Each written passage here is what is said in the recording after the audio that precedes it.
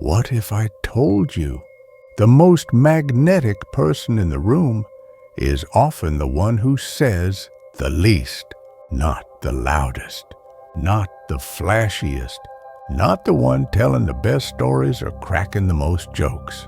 No, it's the one who walks in with calm energy, the one who looks centered like they've got nothing to prove. You feel it. Even before they speak, something about them just pulls you in. It's not charm, it's not performance, it's presence, and it's rare. We are so used to chasing attention, we forget the power of simply being. But here's the truth. You don't need to change who you are to be quietly irresistible. You just need to get aligned with your habits, your values, and your energy. So let's talk about what it really takes to become silently attractive. Not for show, but to live in a way that commands respect, inspires trust, and feels damn good from the inside out. Let's get into it. Own your independence. You ever notice how rare it is to meet someone who doesn't need approval? Not the kind of person who pushes everyone away and calls it independence. I'm talking about real grounded independence. The kind that says, I know who I am and I'm good with that whether you agree or not. That's what makes it so powerful. It's quiet, but you feel it. They're not chasing likes. They're not molding themselves to fit someone else's idea of who they should be. They're guided by their own inner compass. They make decisions rooted in their values, even if no one's watching, even if it's unpopular. And here's the thing, that kind of self-respect, it's magnetic. You don't have to announce that you're confident.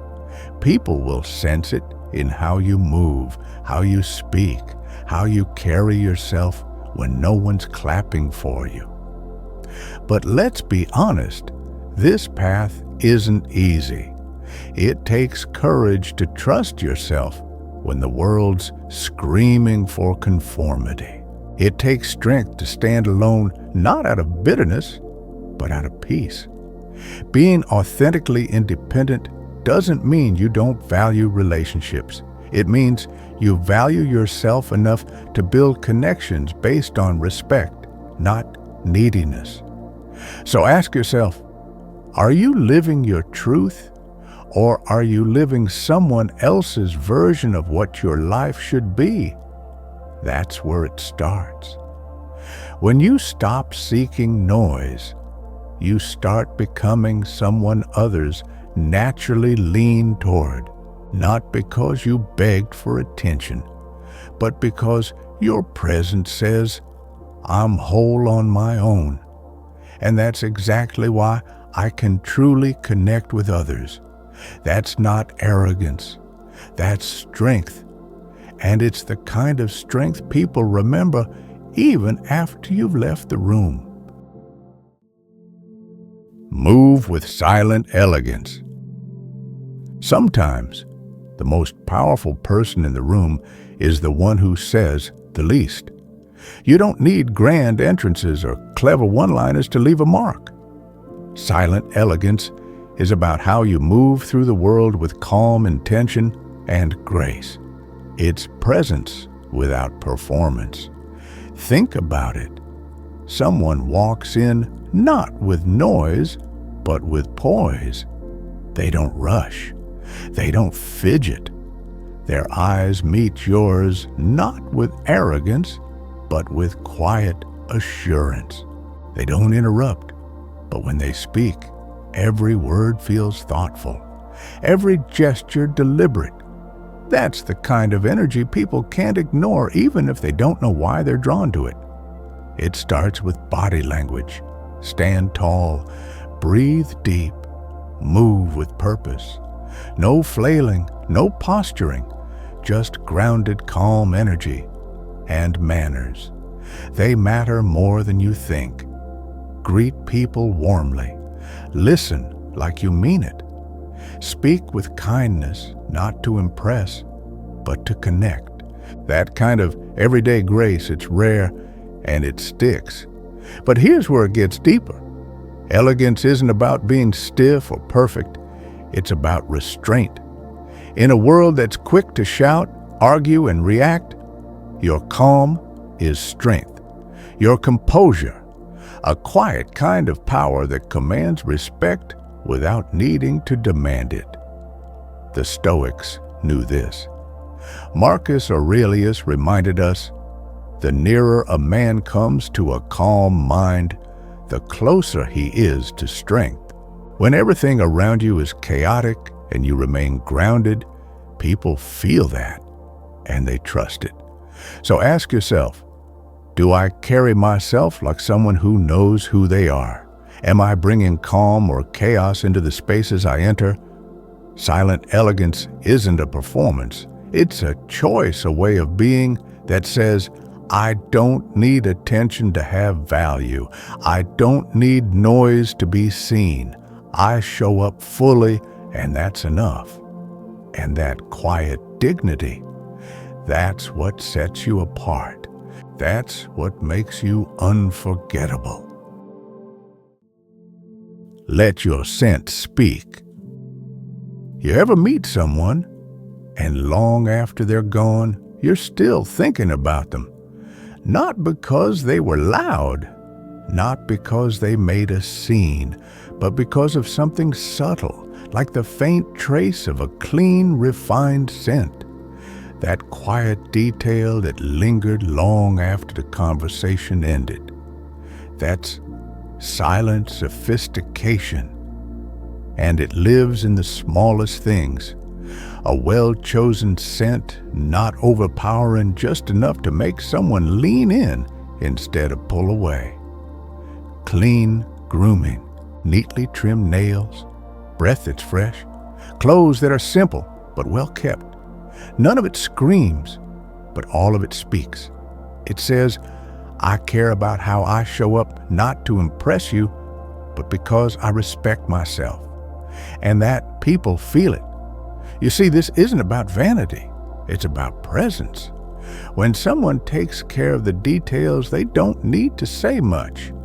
Their energy does the talking. Seneca once said, let your outward appearance be simple and dignified, reflecting the serenity of your mind. Because the way you present yourself on the outside should echo the calm you're building on the inside. The Stoics weren't flashy, but they understood something deep. Self-respect is visible even in silence. So the next time you reach for that bottle of fragrance, don't douse. Choose with intention. Find something that reflects you, your calm, your strength, your quiet confidence. And remember, it's not just about how you look or smell. It's the energy of someone who pays attention to the details, to their space, to their self. When you embody that kind of care, people might not be able to explain what draws them to you, but they'll feel it, and they won't forget it. That's the subtle scent of sophistication. It doesn't shout. It simply lingers with grace. Master the power of presence. Let's be honest. In a world full of distractions, full presence, that's rare. We've all felt it talking to someone who's there, but not really there. Eyes drifting, fingers scrolling, mind already 3 steps ahead. It feels empty, like you're speaking into a void. Now flip that. Have you ever spoken to someone who looked you in the eye, really listened, and didn't interrupt? No rush, no judgment, just calm, open attention. That moment feels different, doesn't it? That's the power of being fully present. It's not about being perfect or having the right words. It's about making someone feel seen, truly seen.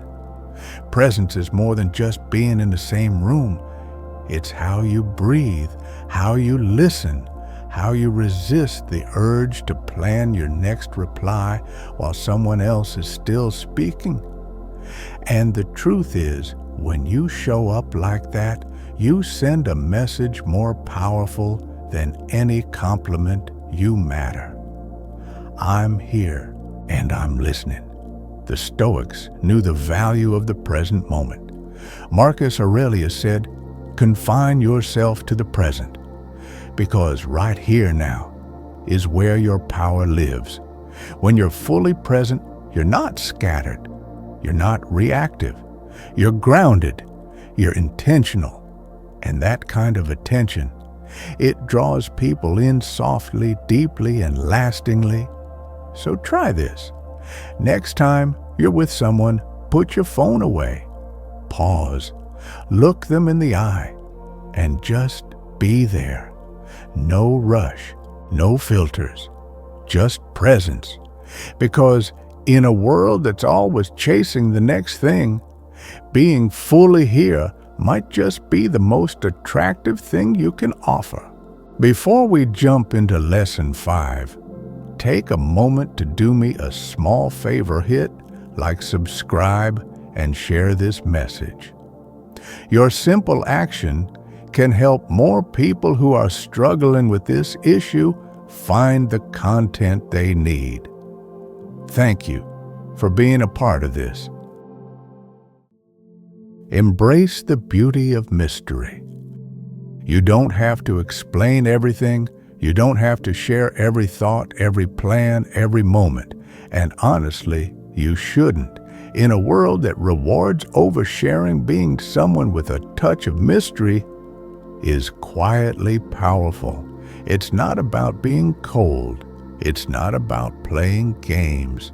It's about understanding that not everything sacred needs to be spoken. When you keep certain parts of your life private, not because you're hiding, but because you're protecting what matters, you invite curiosity. You give people a reason to lean in, to wonder, to want to understand more. And that intrigue, it's magnetic. But let's be clear, mystery is not manipulation. It's intentionality. It's choosing when and what to share. It's letting people earn the deeper layers of who you are instead of giving everything away too quickly. Epictetus nailed it. Be silent, or let your words be worth more than silence. That's not about withholding, it's about valuing your voice. Because when you don't speak just to fill silence, when your words carry thought and weight, people listen. They feel the difference. And mystery isn't just about your words, it's in your actions. You don't need to justify every decision. You don't need to explain every move. Let your life speak. Let your calm confidence create space for curiosity. So ask yourself, am I sharing because it's meaningful, or because I'm afraid of not being seen? When you get comfortable being whole without constant validation, when you protect your peace, your process, your personal moments, you become someone others feel but can't quite figure out. And that's where silent attractiveness thrives. Not in being unreadable, but in being unrushed to be understood. You're not a book to be skimmed. You're a story worth unfolding, one quiet, powerful chapter at a time. Grow with cultural wisdom. Let me ask you something. When was the last time you listened to someone completely different from you? Not to debate, but to understand. That's where cultural wisdom begins. Not with facts, not with flexing your intellect, but with genuine, humble curiosity. To cultivate cultural wisdom means you keep your mind open. You explore new ideas. You seek out different stories, traditions, perspectives, not to agree with everything, but to grow from it. To realize the world is bigger than your bubble.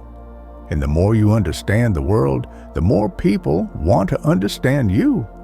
Because here's the truth. People are drawn to those who listen without judgment, who ask questions that make others feel seen, not scrutinized, who bring depth to a conversation not to control it, but to elevate it. You don't need to be the smartest voice in the room.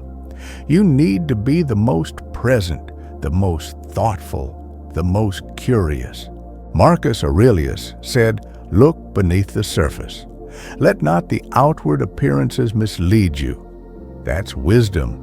That's cultural depth. It's not about knowing every country's capital or quoting philosophers in 5 languages. It's about being interested in people, about seeing their humanity before their labels. So read books that stretch your thinking. Travel not just across borders, but into unfamiliar conversations. Ask questions you don't have answers to. And when someone speaks, listen, not just with your ears, but with your heart. Because in a world full of shallow noise, someone who brings substance, empathy, and global awareness to the table, that's unforgettable. You don't have to impress anyone, you just have to care enough to understand. That's what Stoic wisdom looks like in a connected world. Strong enough to stand firm in your values, open enough to expand your view of life. And that kind of quiet depth, it's not only attractive, it's transformative. Lead with quiet compassion. You don't need a spotlight to make people feel seen. You don't need grand gestures to leave a lasting mark.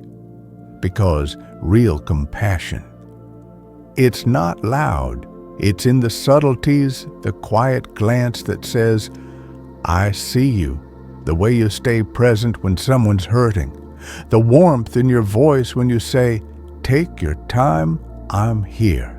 And in a world where everyone's rushing, where kindness often feels like an afterthought, that quiet empathy, it hits different. It stays with people. Stoicism gets misunderstood sometimes. People think it means cutting off emotion, being cold, distant. But real Stoics knew the truth.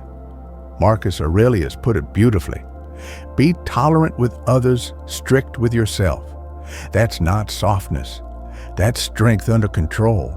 It means you hold yourself to a higher standard so that you can hold space for others with patience and grace. Compassion doesn't mean being a doormat. It doesn't mean fixing everyone's problems. It means showing up with presence, not pretense. Sometimes all someone needs is to feel that they're not alone in what they're going through. And here's the beautiful paradox. The more grounded you are in your emotions, the more space you create for others to feel safe in theirs. So ask yourself, am I making people feel judged or understood? Do people feel like they can breathe when they're around me? Start small. Be the person who listens without needing to fix. Who says I'm here without needing applause? Who offers kindness not as currency, but as character? Because that's where silent attraction lives, in the quiet kindness that doesn't seek attention, but always earns respect. Compassion, when practiced, consistently becomes a presence. And that presence, it becomes a refuge. In a world full of noise, be the calm voice. Be the steady heart. Be the one who reminds people you matter. And that, my friend, is unforgettable. shine through joy and laughter. Let's not confuse Stoicism with being serious all the time. Stoics weren't stone-faced, they were resilient. And resilience, when it's real, often comes with a quiet sense of humor. Because here's the thing, nothing draws people in like someone who knows how to smile through the storm. You don't need to be the loudest person in the room. You don't need to crack jokes every 5 seconds. But if you can find light in dark moments, if you can laugh at yourself not from insecurity, but from self-acceptance, that joy becomes magnetic. People are drawn to those who make life feel just a little easier, not fake positivity, not forced cheerfulness, but a kind of steady warmth that says, yeah, life's messy, but we're still here. Let's breathe and laugh anyway. Epictetus nailed it. It's not what happens to you, but how you react to it that matters. Joy is a response, a choice, a quiet act of defiance against the chaos. It says, you don't get to steal my peace today. And that strength, the ability to stay light even when life feels heavy, is unforgettable. So lean into joy, not just for others, but for yourself. Find humor in the everyday. Let yourself laugh even when things aren't perfect, especially when things aren't perfect. Because someone who carries joy not as a performance, but as a practice, becomes someone people want to be around. And when you become that kind of presence, like grounded and unshaken by life's curveballs, you'll notice something beautiful. Your laughter doesn't just lighten the moment, it lifts people. And that is silently, powerfully attractive. Respect yourself with self-care. Here's something most people don't realize. When you truly take care of yourself, the world notices. Not because you're trying to be seen, but because your energy shifts. You walk differently. You speak with more clarity. You move through life with a quiet, grounded strength. That's the power of real self-care. And no, it's not about expensive spa days or Instagram-worthy routines. It's about discipline. It's about self-respect. It's about saying, I value myself enough to protect my peace, care for my body, and feed my mind even when no one's clapping for it. Seneca said it best, a sound mind in a sound body, because they're connected. When your body's exhausted, your mind feels heavy. When your inner world is neglected, even the smallest problems feel overwhelming. So eat like someone who wants to feel alive. Move like someone who respects their body. Rest like someone who's worth recharging. Think like someone who values their own mind. And protect your energy. Set boundaries. Say no when you need to. Rest before you're burned out, not after. Stoicism isn't about pushing through exhaustion. It's about sustainability. It's about being strong over the long run, not just looking tough today. And when you practice self-care consistently, not for praise, not for image, but because you know you're worth the effort, something powerful happens. You stop needing to prove your worth to others. You stop chasing validation because you've already chosen to honor yourself. So ask yourself, am I treating my body and mind like something sacred or like something I'll fix later? Because here's the truth. Self-care isn't selfish. It's strategic. It's spiritual. It's a way of saying, I'm showing up for my life on purpose, with strength, and that calm, balanced presence you cultivate through caring for yourself. That's what people feel long before they admire you. They sense that something about you is solid, and that's when you know you're not performing strength. You're living it.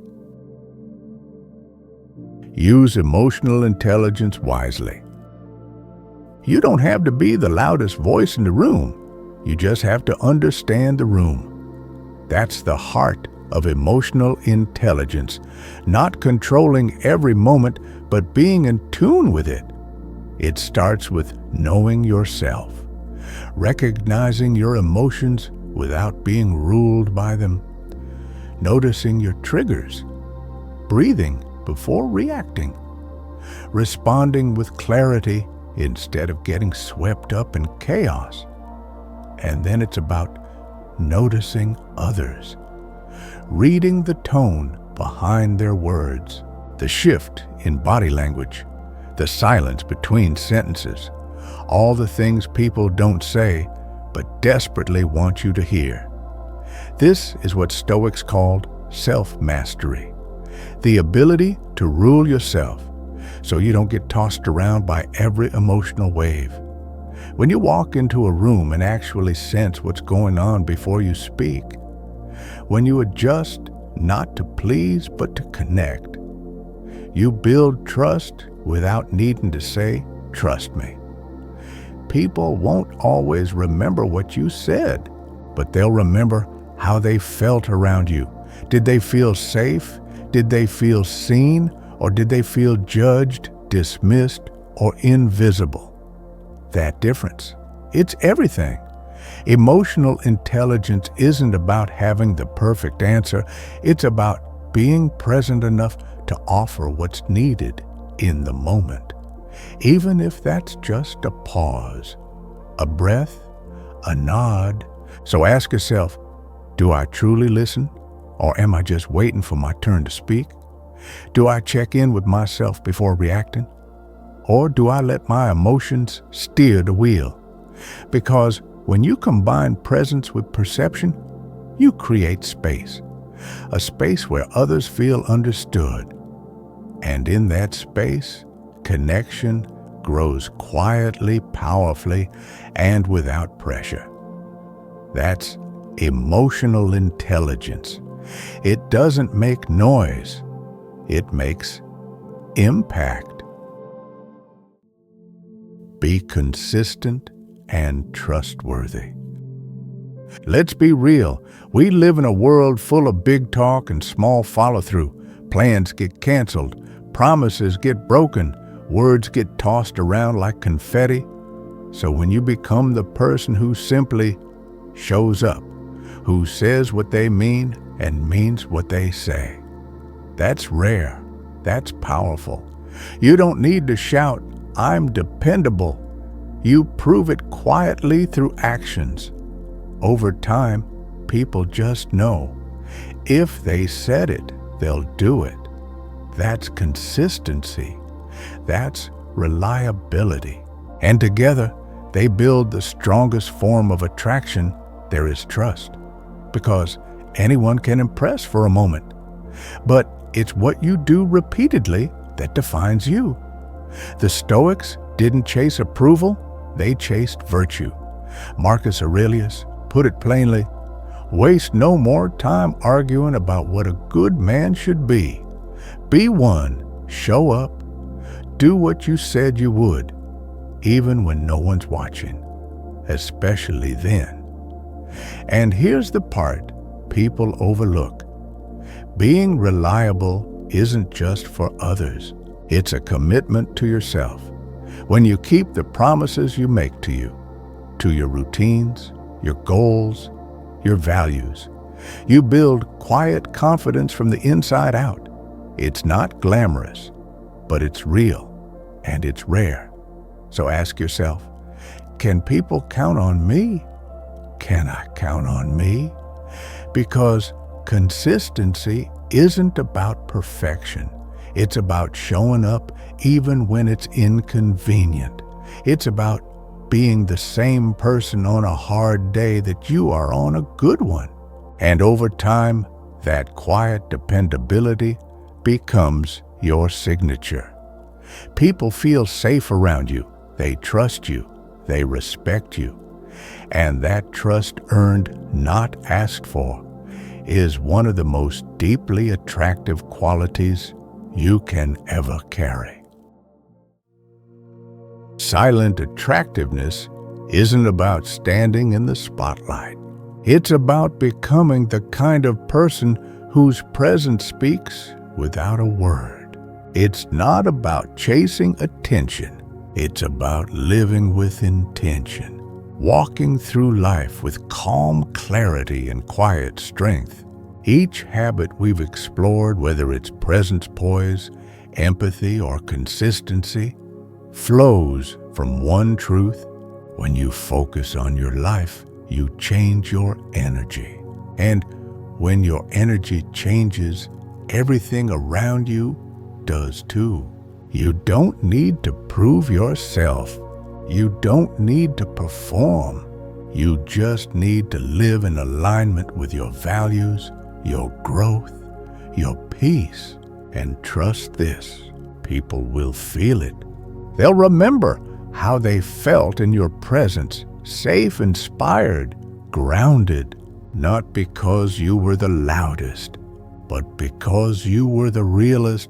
If this message spoke to something deep in you, I invite you, subscribe to the channel, like this video if it resonated, and share it with someone who needs a gentle reminder.